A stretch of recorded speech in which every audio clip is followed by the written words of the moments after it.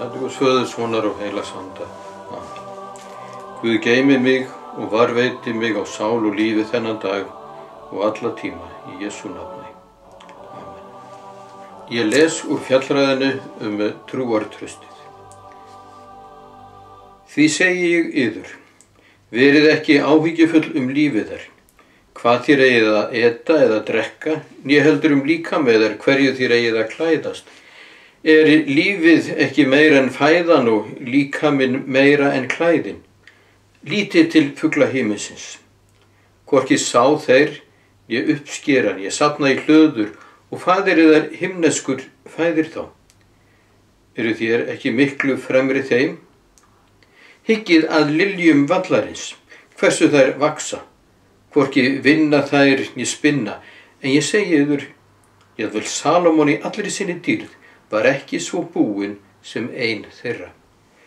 Fyrst Guð skrýði svo gras vallarins sem í dag stendur en á morgun verður í ofn kastað, skyldi það ekki miklu fremur klæða yður, þér trúlitlir.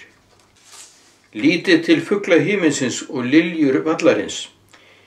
Jesús beinir athygli okkar að fallegri náttúrumynd. Fyrir honum vakir að vekja traust okkar til föðurins himneska. Skyldi Guð ekki meta það mikils meira en fugla og flugi eða smáblóm á velli? Ekki ætla ég að fara út í rökfræðina. Í þá daga var kennsluaðferðin að fara frá hinum minna til hins meira.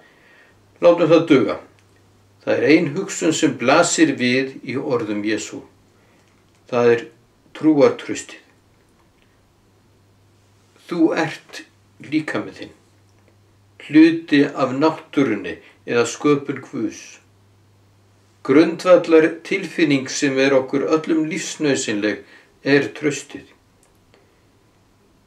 Biblían frekar raunsæ bók varðandi djúpar tilfinningar. Þar tengist Guð trúartraustinu. Við getum prófað okkur með því að spyrja á hvern eða hvað treysti ég. Með þessum orðum beinir Jesú trausti okkar til Guðs Föður. Það trausti sem tengir þig við Guð.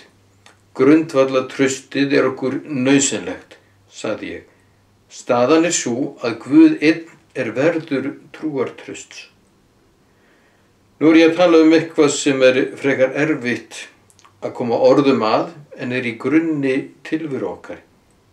Ég vissum að það hjálpi okkur að tala og hugsa á nýjan hátt Guð með því að ganga út frá þessari grunntilfinningu í lífinu, traustinu, trúfestinni, örygginu. Það hefur með Guð að gera. Sá Guð sem Jesús birtir okkur Guð sannleikans og Guð trúartraustins. Í hebresku til orðasamband, chesed og emed, kærleikur og trúfesti. Emed hljómar líkt og amen, en það komið í íslensku og hebresku. Það skal verða, trúfesti, traust.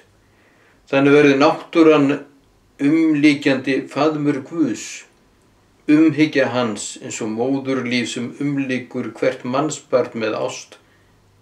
Bænin þá að nærast á kærleika og trausti Guðs. Það var Jesú að kenna með þessum orðum fugla himinsins og liljur vallarins. Biðjum saman.